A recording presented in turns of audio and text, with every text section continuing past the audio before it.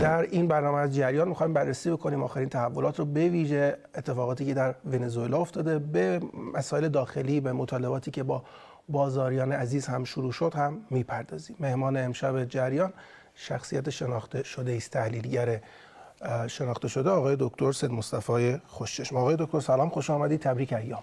خب بسم الله الرحمن الرحیم. عرض سلام خدمت شما و بینندگان و دستم در کاران برنامه. منم عرض تبریک دارم عید رو و همینطور مجددا عرض تسلیت به مناسبت سالگرد شهادت حاج قاسم در خدمت شما. خیلی ممنونم. اگر موافق باشید ما یه دسته‌بندی داشته باشیم، اول از خود ونزوئلا شروع بکنیم. این ماجرای رئیس جمهور دزدی که اتفاق افتاده چی بوده؟ چرا رفتن به سمت ونزوئلا؟ البته یک ماهی بود، شاید بیشتر در محاصره بود. چه شد که امریکا به این نتیجه رسیده که در اونجا عملیات این چنینی رو شروع بکنه در پوشش مبارزه با مواد مخدر و گروهایی که مواد مخدر صادر میکنند؟ خب یه بحث راجع به شرایط فعلی ونزوئلا است بعد روشن بشه. یه بحث هم دلیلش. حالا دلیلی که شما پرسید برعکس حالا خیلی من دیدم تحلیل‌های سطحی که میشه که نفت اونجا رو میخواد بیاد ایران، نمیدونم بعدش بیاد خلیج فارس و اینها. نه، اصلا موضوع خیلی بزرگتر و راهبردی‌تر از این حرف هست. ونزوئلا ذخایر عظیم نفت داره، بیشتر از عربستان و ما، ولی باید توسعه پیدا کنه. روزی 1 میلیون داره صادر میکنه، مثلا عمدتاً به چین داره صادر میکنه. اگر که 80 میلیارد دلار در طول 9 سال حداقل، تا ممکن تا 10-15 سال بیشتر طول بکشه، حتی کفش 9 سال 80 میلیارد دلار که پوله براشون چیزی نیست آمریکایی‌ها هزینه کنن، تازه این میشه 3 میلیون بشکه، یعنی 1/10 تولید خلیج فارس. خلیج فارس 30 میلیون بشکه تولید داره و حالا میعانات هم بذارید روش که خیلی اصلا بیشتر میشه. صادرات نفت خلیج فارس به کشورهای مختلف دنیا چیزی نیست که بتونید شما با 1-2 کشور بسیار حتی ذخایر عظیم جایگزینش کنید. مسئله نفت به تنهایی نیست. بله، نفت یک بخش خیلی کوچکی از این داستانه که آمریکا میخواهد برای کنترل چین و برای کنترل جهان و مخصوصاً برای خودش در داخل خودش، در صورتی که مشکلاتی پیش بیاد در سطح جهانی، نفت مطمئن ونزوئلا رو داشته باشه. گرچه نفت ونزوئلا نفت سنگینه، مثل قیره، خیلی کیفیتش، یعنی هر کسی، هر پالایشگاهی نمیتونه اینو تصفیه کنه. خب خود ونزوئلایی‌ها قبلا خیلی سال پیش با پول خودشون در آمریکا یک پالایشگاه آفشور بیرون از کشور درست کردن که خب آمریکا اونو مصادره کرد و حالا از همون طریق هم میتونه پالایش رو انجام بده. ولی این دلیل کوچکترینشه. اصل ماجرا اصلا جای دیگه است. ببینید آمریکایی ها بیشتر از 220 ساله که در آمریکای لاتین دارن مداخله میکنن. هزاران مورد مداخله در سیاست که سیاست طرف رو تغییر بدن بگیرید، جنگ نرم بگیرید، تا کودتا، تغییر رژیم، مخالفانی که ازشون حمایت کردن، تا فتح سرزمین. این کارها رو میکردن. چرا؟ دکترین مونرو خیلی معروفه، یکی از رؤسای جمهور آمریکا بود و حدود 200 سال پیش، و میگفت که یا کمتر یا بیشتر، میگفت که ما نباید اجازه بدیم در حیات خلوت آمریکا، در قاره آمریکا، اروپایی‌ها بیان نفوذ کنن و استعمار کنن و ذخایر رو ببرن. برای همین اونجا رو ملک طلق خودش میدونست و از اونجا مداخلات وسیع شروع شد. مداخلاتی که میگم یه نمونهش از تسخیر سرزمینی 55% مکزیکو گرفتن. یعنی مثلا الان کالیفرنیا، تگزاس، وایومینگ، یوتا، خیلی از این، نوادا، یا همش یا بخشایش اصلا مال مکزیک بوده که آمریکایی‌ها گرفتن، پس هم ندادن، جزو سرزمین آمریکا کردن. یعنی در این حد هم داشتیم. خب بعد از مونرو یه مدتی که این صورت میگرفت، بعد از اون روزولت هم آمد اینو تشدیدش کرد. بعد یواش یواش دیگه اروپا با آمریکا دیگه در نظم نوین جهانی که به وجود آورده بودن تا اواخر قرن 20 دیگه خیلی مشکلاتی نداشت. الان حالا بریم سند امنیت ملی آمریکا رو نگاه کنیم، وضعیت آمریکا رو نگاه کنیم. تو سند امنیت ملیشون دارن میگن نیمکره شرقی ول کنیم فعلا، بیایم نیمکره غربی رو بگیریم. چرا؟ چین، روسیه، هند، ایران، اینا همه اونجا هستن. آمریکا به لحاظ اقتصادی دچار مشکلات عدیده است، 30 و چند تریلیون دلار بدهکاره مشکلات داره در داخل خودش، اقتصادش، دو قطبی های موجود، نمیتونه مثل اوایل این قرن که بوش اومد 2 تا حمله کرد 8,000 میلیارد دلار یعنی 8 تریلیون هزینه کنه بجنگه، حالا با چین، با روسیه، با ایران، با همه بجنگه که راهش رو در این طرف دنیا باز کنه. این یعنی افول آمریکا. نیمکره شرقی رو رها کرد، رفته سراغ نیمکره غربی. میگه نیمکره غربی رو من بگیرم که اینجا مشکلات خیلی کمتره، گروه‌های مختلف کمترن. اول از همم شروع میشه با آمریکای لاتین. اونجا چه مشکلی داره؟ چین هزاران میلیارد دلار سرمایه گذاری در کشورهای آمریکای جنوبی کرده در ادامه همون طرح یک کمربند یک جاده یا همون جاده ابریشم. یعنی سرمایه گذاری های بسیار عظیم.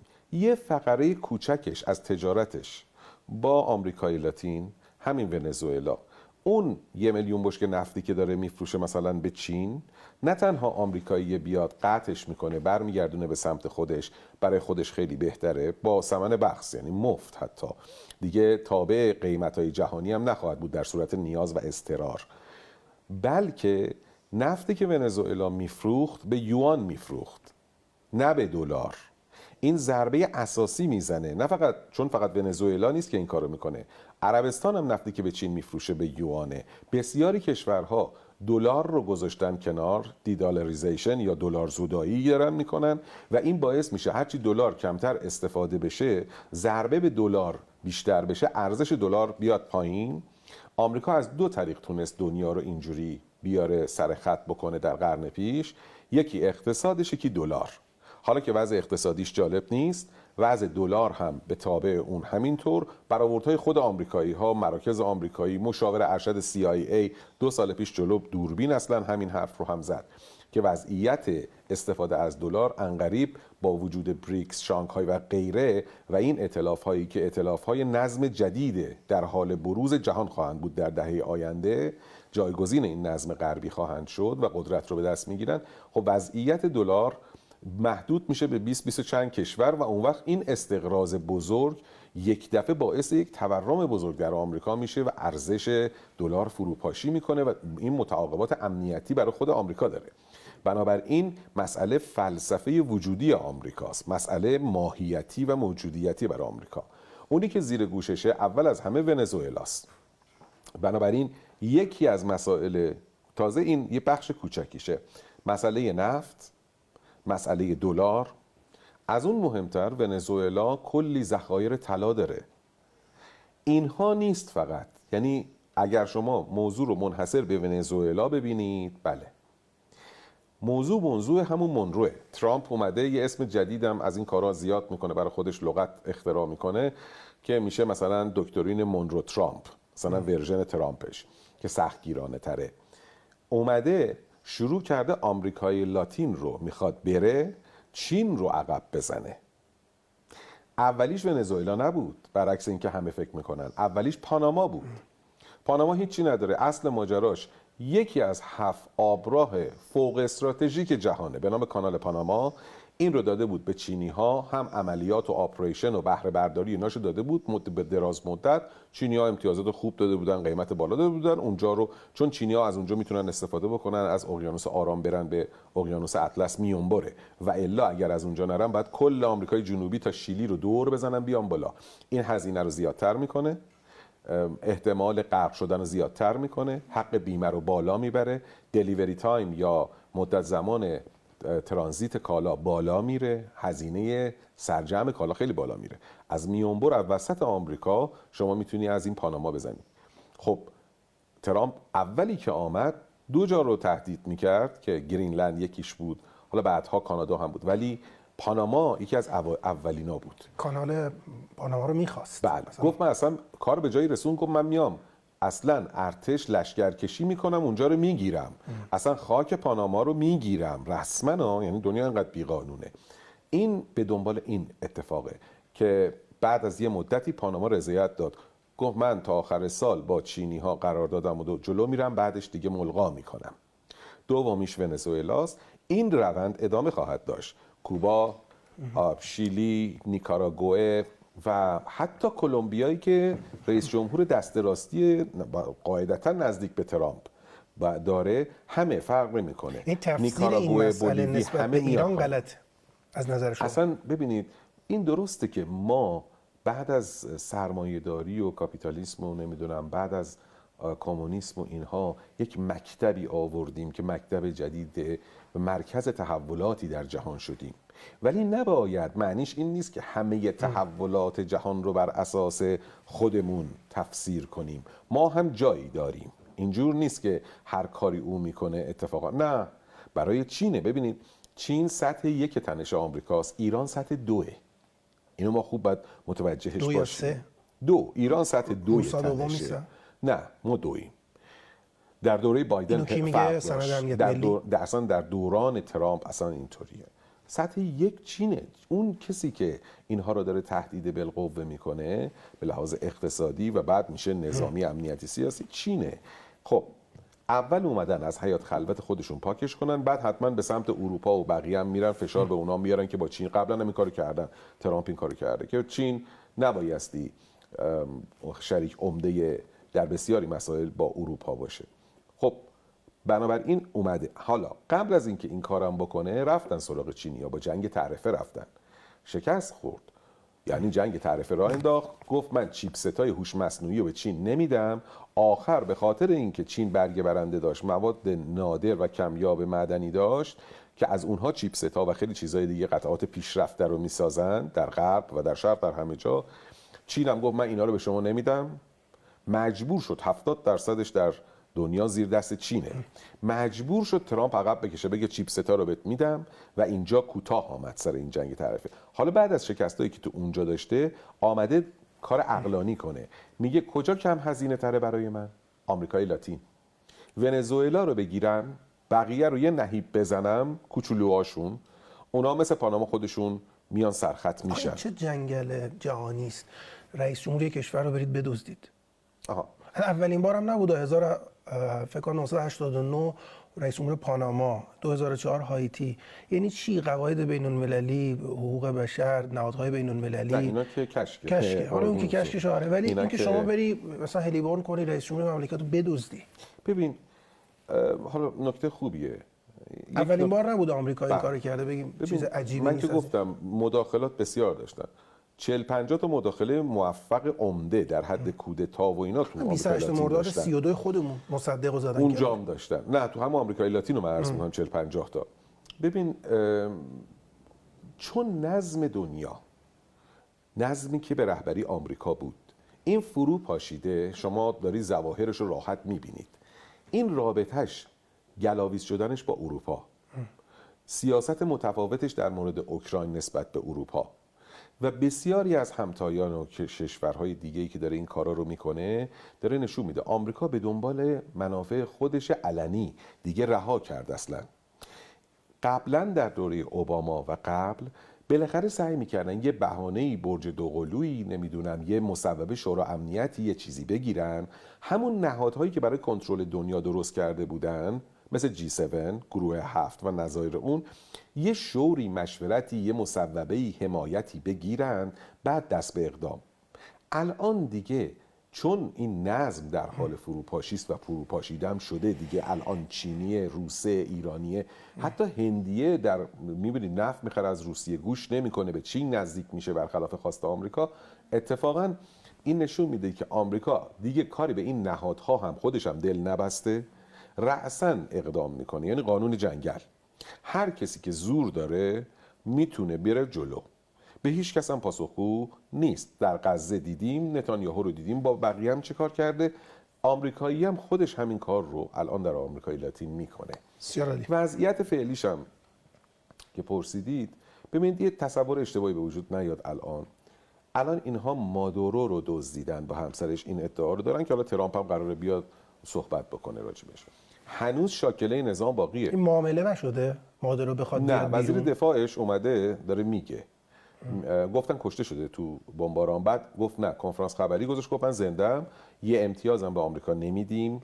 حالا وزیر دفاع گفت بله. حالا الان از اینجا به بعد چند تا مسئله است. ببین مادورو تنها نیست که، مادورو یک نظامی اونجا داشت، این نظام هنوز پابرجاست. حالا آمریکا باید دید که ونزوئلا نسبت بهش چه واکنشی نشون میده. چند تا سناریو محتمله. یه سناریوی محتمل اینه که بقیه بگن باشه تسلیم. تا الان که این اتفاق نیفتاده، ولی بگن تسلیم، برن کنار، حالا با وعده وعید هرچی از هم بپاشه، اپوزیسیون رو بیاره بالا. این هنوز اتفاق نیفته. یه سناریو دیگه اینه که مقاومت کنن، از جنسی که مادورو میکرد، حمله نمیکنن ولی وا نمیدن.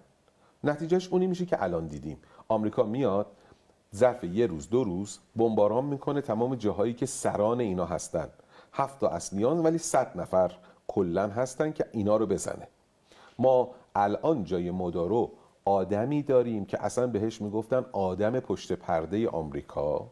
این آدم درست درمونیه، هم تئوریسینه، هم سازمان بده است. قبلا معاون رئیس جمهور بوده، وزیر بوده، آدم درست درمونیه. اون آدم رو اصلا میگفتن مخصوصا رفته از قدیم، از موقعی که مادورو آمد بعد از چاوز، میگفتن مخصوصا این رفته پشت پرده، مادورو بیاد تو ویترین. اون آدم زنده است. خب اینا اگه شاکله‌شون رو به دست بیارن و حمله نکنن به آمریکا، فقط مقاومت منفی کنن مثل کاری که دوره مادورو کردن تو این چند ماه، بله دوباره آمریکا میره اینا رو میزنه و بعد از زدن اون وقت یه هرج و مرج به وجود میاد. یه راه دیگهش اینه که اینا مقاومت کنن و بزنن آمریکا رو. اگه بزنن حتما جنگ سختی در میگیره، ولی آمریکا زمینی نمیره. آمریکا زمینی برو در جایی نیست. آمریکا دچار مشکل خواهد شد. در داخل آمریکا همه مخالف جنگن، نه با اونها، با هر کشوری، نه فقط دموکرات‌ها یا جمهوری خواهایی که نه با ترامپ مثلا مخالفن یا باش زاویه دارن. جنبش ماگا Make America Great Again، یعنی بیا دوباره عظمت به آمریکا بدیم، طرفدارای شدید خود ترامپ، اینا هم همینطور. یعنی اینا مخالفن به شدت، اصلا نمیخوان جنگ بشه، مجوزم نگرفته از کنگره که بخواد بجنگه. ولی اگر این اتفاق بیفته به درازا میکشه. اونجا جنگل داره. اینا رو که میدونید تو آمریکای لاتین معروفن به اینکه بالاخره حتی اگر زمینی آمریکا نمیره، ولی اگر بخواد این کارم بکنه، خب میره توی جنگ فرسایشی دراز مدت که به نفع آمریکا و اون هزینه‌های زیاد نیست. ترامپ مرد جنگ‌های کوچیک مقطعی بزن بروه، یعنی بزن و بگیر. نشه گیر کنه سوخت میده. هم در داخلشون، مثلا یه نمونه بهتون بدم که الان صحبتش اصلا نمیشه تو ایران، من نمیدونم چرا، به محض اینکه این توییتر رو زد دیشب که آره من مدافع نمیدونم تظاهر کننده در ایرانم، در داخل خود آمریکا، نه دموکرات و جمهوری خواه، فقط در داخل خود جنبش Make America Great Again، آمریکا رو عظمت ببخشیم، حزب خودش، طرفدار دو آتیشش، خیلی ها بحث میکردن که آقا به ما چه که تو ایران چه خبره، ما اصلا دستور کارمون این نبود. ما تو بخش دوم می‌خوام این توییتر هم بحث کنیم. حالا من سناریوهاشو بگم. اگه پس یه سناریو اینه که وا بدن. یه 2 دقیقه ما یه بخشی رو ببینیم. آمریکایی‌ها سال جدید میلادی رو هم با جنگ شروع کردن. بحث رو ادامه میدم با آقای دکتر خوشش. آقای دکتر اگه موافق باشید اون نکته پایانی در مورد ونزوئلا رو جمع‌بندی بفرمایید که برسیم به داخل کشور خودمون. این فرم شما محتوا رو کلا نابود میکنه. کلا الان من مجبورم برگردم از اول سناریوها رو بگم. خلاصش این بود. گفتم مادورو رو گرفتن و خانومشو که حالا مثل یه کنفرانس خبریش هم برگزار شده. حالا ما تو استودیو بودیم. اما هنوز شاکله نظام آمریکا نظام ونزوئلا باقیه.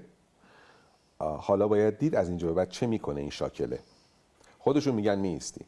یک، ممکنه که اینا از هم بپاشن، اپوزیسیون بیاد به کام ترامپ تموم بشه، کمپلت، راحت، و یه دستاورد بزرگ برای خودش بسازه. تو این بی دستاوردی موجود ترامپ که هرچی سیاست تعرفه و این بر اون بر میذاره شکست میخوره، به شدت دنبال دستاورد میگره. برای همین داره تصویر رویایی الان از دزدیدن مادورو میگیره و میسازه. خب 2، نپاشن از هم، رها نکنن، مقاومت منفی کنن، یعنی بگن ما وا نمیدیم ولی حمله نکنن. خب قایقشو زده، کشتیشو گرفته، همین جواب ندادنه باعث شد که بیان امروز این عملیاتو بکنن دیگه. اون وقت میاد میزنه، میاد اول رهبرانشون رو میزنه، بعد اگه کافی نباشه یه سری جاهای نظامی و مراکز و اینا رو هم میزنه تا بالاخره اپوزیسیون بیاد وسط. همه رو که نمیتونه بزنه. اینجا باز یه جنگ و دعوای داخلی راه میفته شدید و طولانی مدت فرسایشی.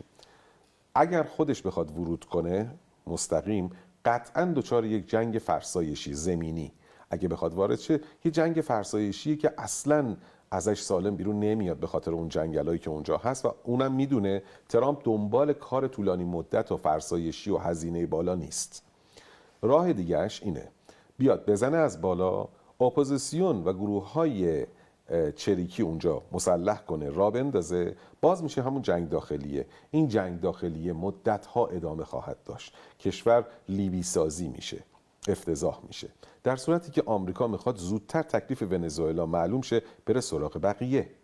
بنابراین از اینجا به بعدش اتفاقا خیلی خیلی حساسه که چه اتفاقی میفته. چند تا سناریو داره. هنوز پس شاکله اون نظام سر جاشه و بعد دید چه تصمیمی میگیرن. همین الان مثلا اسپانیا اومده و چند تا کشور دیگه میگن ما میخوایم میانجی بشیم که این جنگ رخ نده. بعد دید تصمیم بیشتر از هر کسی تصمیم اون شاکله نظام ونزوئلا الان مسئله است که میخوان مقاومت مثبت جنگی داشته باشن، بزنن درس گرفتن، یا نه باز میخوان همون بگن ما مقاومت میکنیم و نمیدیم. بعد دید چه کار میخوان بکنن. بسیار عالی. سال گذشته من با شما 2 یا 3 گفتگو داشتم، فکر میکنم آبان سال گذشته بود. شما چند نوبت اشاره کردید به طراحی دشمن برای واژه اغتشاش. خب رفتیم به یه مسیری که به جنگ 12 روزه ختم شد. از چند روز پیش اتفاقاتی در بازار، مطالبات بازاریان به ویژه در تهران شروع شد. حرف حقی که خب این قیمت‌ها انقدر بالا پایین میشه ما نمیتونیم برنامه‌ریزی کنیم. اما خیلی سریع به سمت یک خشونت شدید و عریانی رفت. ترامپ هم دیشب پریشب در واقع اعلام کرده که اگه به معترضان شلیک کنید آمریکا دخالت میکنه. ما در چه وضعیتی هستیم؟ چرا او اینجور اومده وسط؟ آره این توییتر رو گفتید من خندم میگیره، به خاطر اینکه ببین اگه کسی بخواد جایی رو بزنه نمیگه. عنصر غافلگیری در جنگ یکی از اصول اولیه و اصلیه. مثل چالاکی، مثل چابکی، نیرو، ادوات، اینا یه سری اصول اولیه است که اصلا خیلی چرا این حرفو زد؟ حالا عرض میکنم. برای همین ببینید میدونست در 15 ساعت دیگه میخواد این عملیات رو توی ونزوئلا بکنه. روغن ریخته نظر امامزاده میدونست میخواد این کارو بکنه. اون توییتر رو زد که یه وجهی بده اینورم سودشو ببره.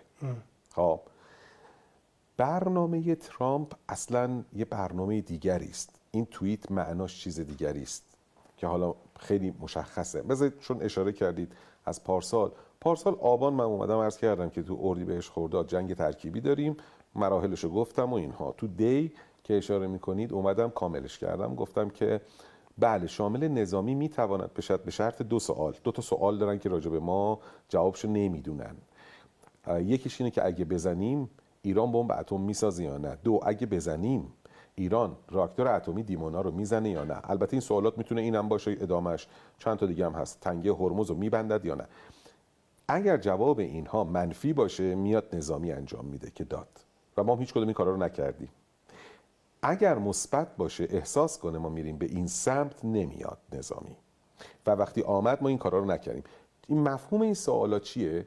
اگه من بزنم ایران به سیم آخر میزنه یا نه. یه کوچولو از تو جنگ براتون بگم.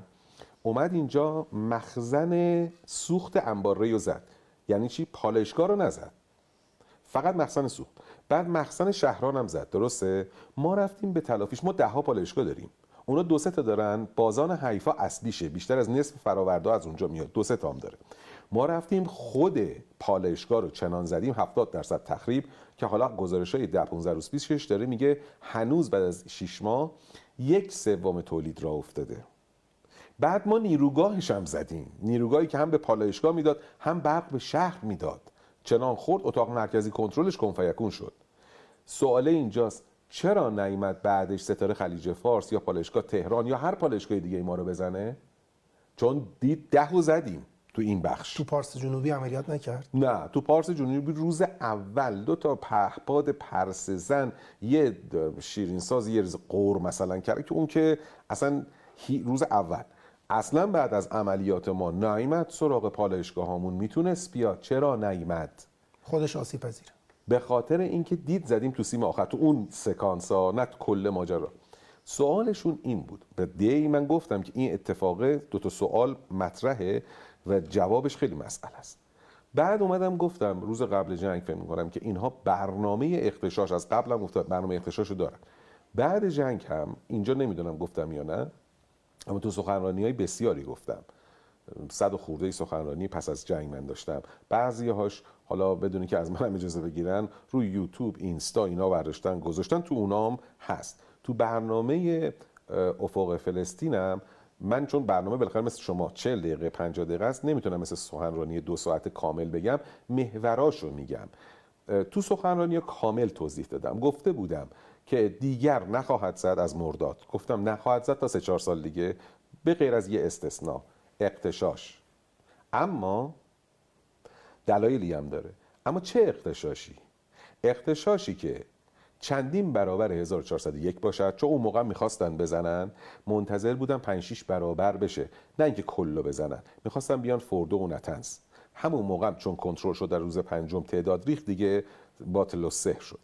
1. 2. هر کاری بکنن این اتفاق باید تا اوایل آذر بیفته. من اینو تکرار کرده بودم بارها و بارها. چرا؟ از اوایل آذر به بعد آب و هوا برای رژیم هواپایه‌ای مثل اسرائیل خوب نیست برای حمله، نه آب نه هوا، برای آمریکایی‌ها، برای اسرائیلی‌ها. تا اوایل آذر میتونه این سناریو اتفاق بیفته.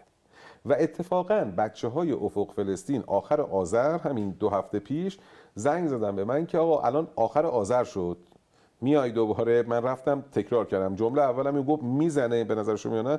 گفتم بسم الله الرحمن الرحیم عمرن. الانم به شما میگم عمرن، محاله. رفت 3-4 سال دیگه باگشو بگیره. چنان کتک خورده. ویتکوف روز دوم پیغام پسخام کرد این طرف که بیایید مذاکره. جواب این بود در طرف آقای عراقچی که شما مگه دیوونه اید؟ مثلا ما قرار بود فردا یک شنبه مذاکره کنیم دیگه، باز چه حمله میکنید؟ جواب ویتکوف چقدر جالبه. برگشت گفت نه دیگه، آقای چیز گفت، آقای عراقچی گفته بود ظاهرا در جواب، نه نظام گفته این که آتش بس کن بیا ببینیم چی میگی. ویتکوف جوابش جالبه، گفته بود نه آتش بس نه، در طول جنگ میای مذاکره، شاید نتیجهش آتش بس شد. این حرف یعنی چی؟ یعنی بیا مذاکره برای تسلیم. همین ویتکوف چرا روز 11 12 باز دوباره پیغام پسخام میکنه که ترامپ میگه ما فردو رو زدیم شما العدیدو، بس دیگه آتش بس؟ چرا از 4 طریق 3 طریق دیگه هم باز تکرار میکنن پشت سر هم آتش بس آتش بس آتش بس؟ در ادبیات دنیا مشهور دیگه، منطقش هم همینه. تو اگر موفق باشی وقتی تو حمله کردی، شروع کردی، درخواست آتش بس میکنی، این درخواست آتش بس یعنی تو شکست خوردی. و الا مثل لبنان و مثل جاهای دیگه سوریه و اینها هنوز بالا سر ما بودی که. میبینی او حالا باگ داره، کتک بدی هم خورده به قول هست آقا، میره برای اینکه 3-4 سال باگش رو برطرف کنه، ولی تا آخر دوره ترامپ، یعنی من دور بعدیش رو 1408 اون طرفا میبینم، حالا نمیاد. یعنی توان به دست آوردن یک هدف راهبردی ارزشمند رو نداره که براش دوباره بخواد کلی خسارت بخوره. ها این که از این، یعنی این هدفش نیست اصلا. الان هم دارم محکم میگم نمیاد، نخواهد آمد. چرا پس اینو گفته؟ عدد اغتشاش پایینه، میخواد با این کار و حالا که ونزوئلا رو اینجوری کرده بیاد یک تشجیعی بکنه بلکه عدد رو ببره بالا. این 1. عدد پایینه یعنی چی؟ عدد اغتشاشگر. 2. اینا طراحی کاملی داشتن، حالا وقت نمیشه شاید تو برنامه شما من بگم، قبلا بارها گفتم، تو همون افقم گفتم، اینا طراحیشون 6 مرحله‌ای بود تو جنگ با ما. زدن توان هسته‌ای یکیش بود. 2. اضمحلال توان نظامی و صفر کردن قدرت آتش موشکی کشور، پایین آوردن آهنگ تولید موشکی کشور، اهداف 2 بود. 3. اغتشاش. 4. آوردن گروه‌های تروریستی از بیرون مرزها به داخل، فعال کردن هسته‌های خفته داخلی. خب اینا عددی نمی‌شدن، باید اغتشاش کثیر باشه، زیاد باشه تا این گروه‌های تروریستی بتونن بیارن. 5. هم تثبیت خطوط درگیری برای تجزیه 5 تا استان. 6. زدن زیرساخت‌ها توسط اسرائیل مثل سوریه. 3 و 4 رو دقت کنید. اغتشاش، آوردن گروه‌های تروریستی، فعال کردن هسته‌های داخلی. خب وقتی تو جنگ شکست خوردن، اغتشاش نشد، انسجام ملی بالا رفت، چند تا کار کردن. سعی کردن اغتشاش رو با جنگ هیبریدی مختلف، یعنی با جنگ ترکیبی، از طریق حملات سایبری، ترور، خرابکاری، فشار سیاسی دیپلماتیک مثل مکانیسم ماشه، با این حرفا بتونن رقم بزنن. وقتی نتونستن، جنگ فرسایشی روانی، اینم یه بخششه، رو مردم ما حفظ کردن. شما 12 روز دفاع مقدست بوده، اما 6 ماه سعی کردن این جنگ روانی، فرسایش روانی رو برای مردم ایران ایجاد کنن. بعد از اون وقت، بعد از این اضمحلاله، مشکلات داخلی هم خودت داری. حالا نتونستن تا آذر این رو رقم بزنن، اما حالا که رقم خورده، حالا که دیه، هوا مناسب حمله و اینها نیست، ولی حالا سعی میکنن با استفاده از اغتشاش شما رو فرسوده کنن. یه مدت تو جنگ بودی، یه مدت روانی، حالا دوباره با اغتشاش. حالا جالبه، از دیشب نگاه کنید به تصاویری که از ایلام میاد و چند شهر دیگه، با ماسک چند نفر کلاش گرفتن دارن شلیک میکنن. گزارش ها میگه گروه های تروریستی پژاک و بقیه اومدن. اصلا جاش الان نیست. کی بعد اینا بیان؟ وقتی اغتشاش وسیع باشه. اما اینا هم گروه های تروریستی بیرون آوردن، کمنا خیلی کم، و هم هسته داخلی رو فعال کردن. شما الان سه جور اونجا داری. یه سری که آدمی که هواگیر شده، جوگیر شده اومده. یه سری هسته اصلی تولید اغتشاش، 5 نفر، 10 نفر، 15 نفره هان.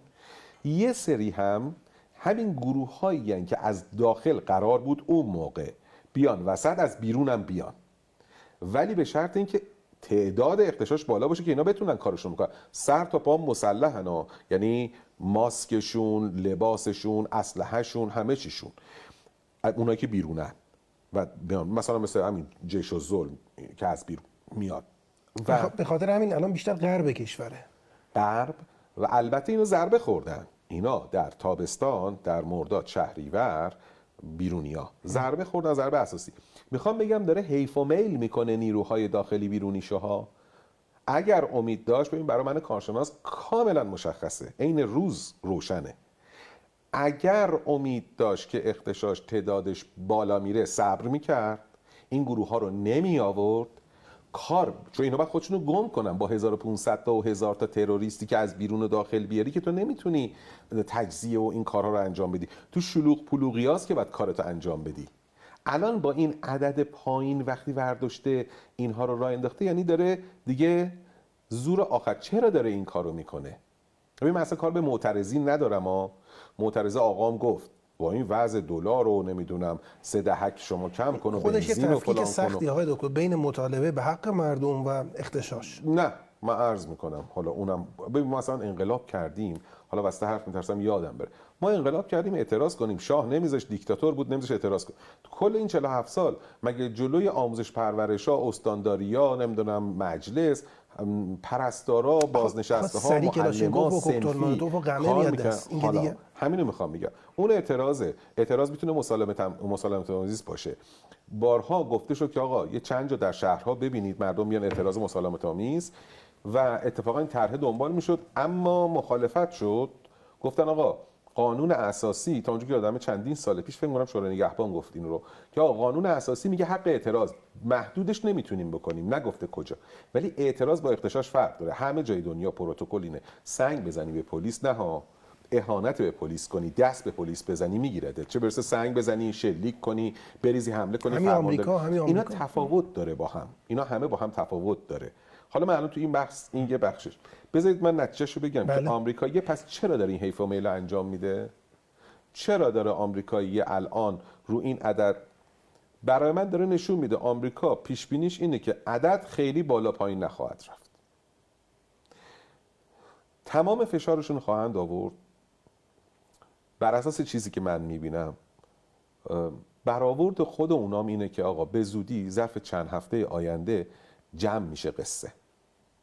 دارن یه اوج میدن با گروه‌های مسلح، دارن یه اوجی میدن، فشار کامل رو ببرن تو مذاکره به شرط، من تا آخر دی میگم این اتفاقات میفته. الان حرف الانم هم نیست، قبل از شروع اغتشاشات گفته بودم من دارم میخونم حرفاشونو و دارم میبینم حرفاشونو، فکر میکنم اروپایی ها شروع میکنن، حالا از داخلم که همیشه یه طیفی مذاکره و اینا میگن، اصلش ولی آمریکایی است، داره فشار رو میاره. به نظر من تو مثلا دی و بهمن، حالا فکر میکنم تا اواخر دی، فوقش تو بهمن، شروع میشه دو سویه که آقا این وضع اینطوریه، نمیدونم این رو زمین اینه، اون یکی تهدید کرده، ترامپ تهدید کرده فلان، بریم مذاکره. حالا چرا مذاکره بیخوده؟ آقای عراقچی 100 بار گفته به خاطر اینکه مذاکره پای نمیخواد. مذاکره برای تسلیم میخواد. میگه اصلا شما نباید غنیسازی داشته باشید. اینو قبل از اینکه بیای تو مذاکره بپذیر که غنیسازی نخواهی داشت، بیا سر موشک تو، سر منطقه.